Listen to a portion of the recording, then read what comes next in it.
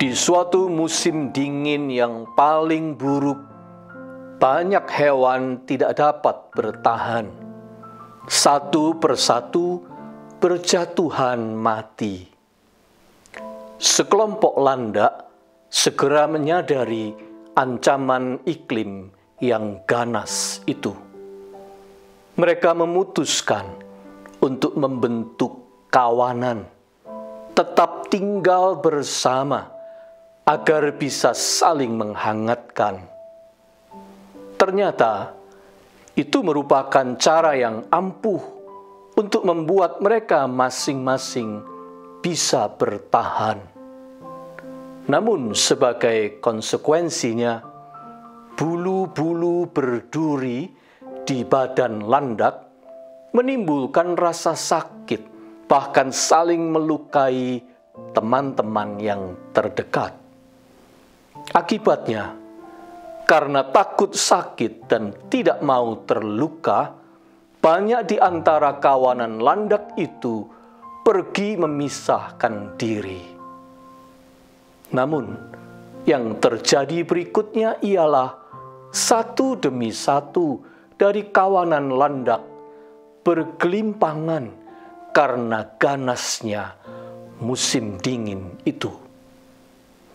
Rupanya, mereka diperhadapkan pada dua pilihan saja: menanggung luka akibat tusukan bulu berduri dari teman terdekat, atau binasa dihajar musim dingin.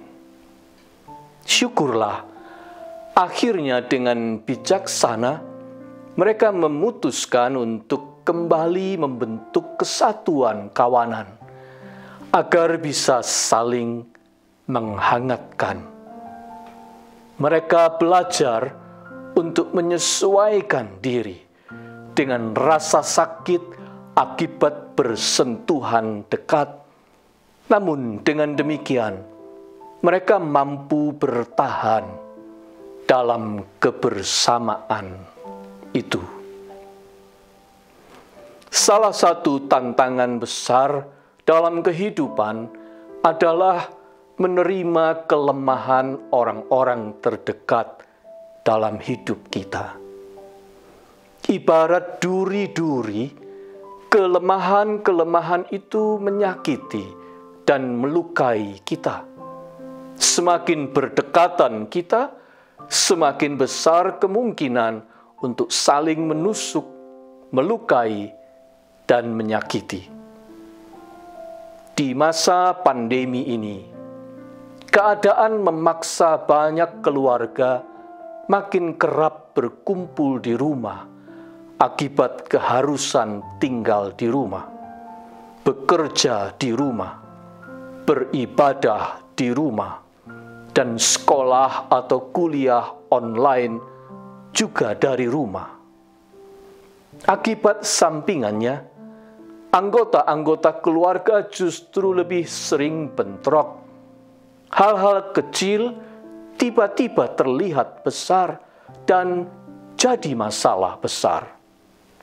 Kelemahan-kelemahan yang tadinya tidak begitu tampak menjadi mencuat ke permukaan dan menjengkelkan. Masih ditambah lagi, kondisi pandemi banyak membuat keahlian seseorang dalam bekerja tiba-tiba menjadi tidak relevan lagi. Orang mendadak kehilangan mata pencaharian, lapangan kerja menyempit, bisnis berada dalam krisis, ancaman pengangguran menjadi amat nyata.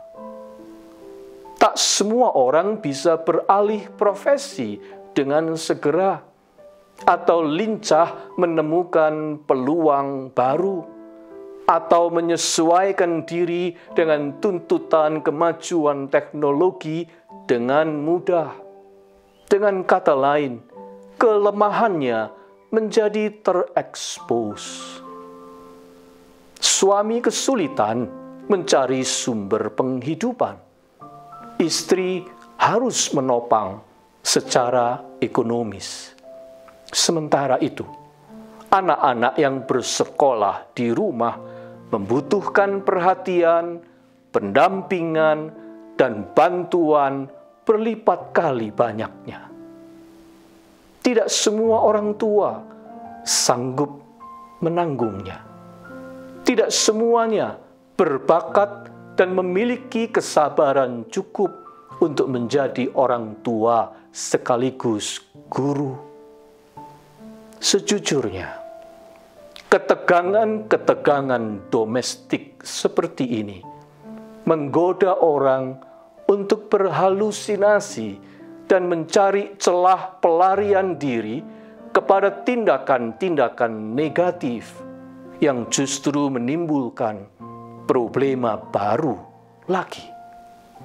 Akibatnya, lahirlah pertengkaran-pertengkaran dan konflik-konflik tajam, bahkan tidak jarang berujung pada perpecahan dalam keluarga. Sungguh menyedihkan. Pandemi ini ibarat musim dingin yang ganas. Keluarga-keluarga harus waspada, tidak terkecuali keluarga-keluarga Kristen. Kepada jemaat Kristen di kota Roma, Rasul Paulus mengingatkan pentingnya sebuah kerukunan dalam hidup bersama di antara mereka. Apalagi di masa kedudukan orang Kristen sedang terjepit oleh penghinaan, fitnah, dan aniaya yang berlangsung pada saat itu. Seakan-akan Paulus hendak mengatakan, iklim masyarakat yang ganas dan sangat tidak bersahabat itu jangan dihadapi dengan perselisihan dan perpecahan di dalam tubuh jemaat sendiri. Sungguh, itu pemborosan energi yang sangat tidak perlu. Sebaliknya, mereka harus tetap teguh bersatu. Sekalipun untuk itu harga yang harus dibayar adalah saling menerima satu dengan yang lain, termasuk saling menerima kelemahan masing-masing, bersabar terhadap kekurangan pihak lain, toleran terhadap perbedaan-perbedaan, saling merangkul dan menerima seutuhnya, termasuk segala kelebihan dan kekurangan yang ada. Nasihat serupa berlaku bagi kita semua di masa sukar seperti sekarang ini. Mengeluhkan kelemahan pihak lain, saling menuding, saling menyalahkan, beradu tengkar, dan menjauhkan diri dari komunitas inti atau keluarga, sungguh bukanlah cara yang baik untuk bertahan menghadapi krisis kehidupan seperti sekarang ini. Semboyan lama, bersatu kita teguh, bercerai kita runtuh, hingga sekarang ini masih terasa ampuh. Tiada kehidupan yang steril dari rasa sakit, tertusuk duri-duri kelemahan orang-orang yang terdekat dengan kita. Sebab setiap orang, termasuk diri kita sendiri, pasti memiliki kelemahan-kelemahan. Itu adalah konsekuensi hidup bersama, bagian yang tak terpisahkan dari hidup berkeluarga juga. Namun kawanan landak di musim dingin, menyampaikan pesan kepada kita bahwa itu masih merupakan opsi atau pilihan yang lebih baik daripada kita hancur, tidak bisa bertahan karena terlempar jauh atau terpisah dari komunitas kita. Marilah kita simak dan camkan baik-baik nasihat Rasul Paulus di dalam surat Roma 15 ayat 5 hingga 7 ini. Semoga Allah yang adalah sumber ketekunan dan penghiburan mengaruniakan kerukunan kepada kamu sesuai dengan kehendak Kristus Yesus, sehingga dengan satu hati dan satu suara kamu memuliakan Allah dan Bapa Tuhan kita Yesus Kristus.